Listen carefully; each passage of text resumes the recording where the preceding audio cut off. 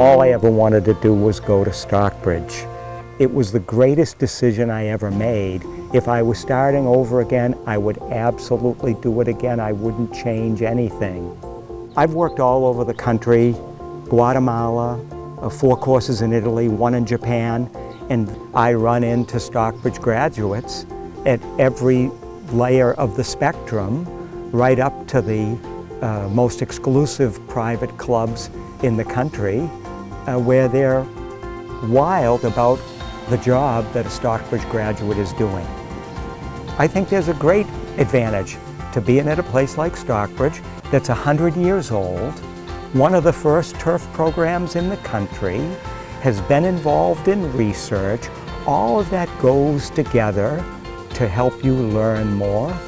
That's what Stockbridge is. It isn't 2 years, it's your whole life.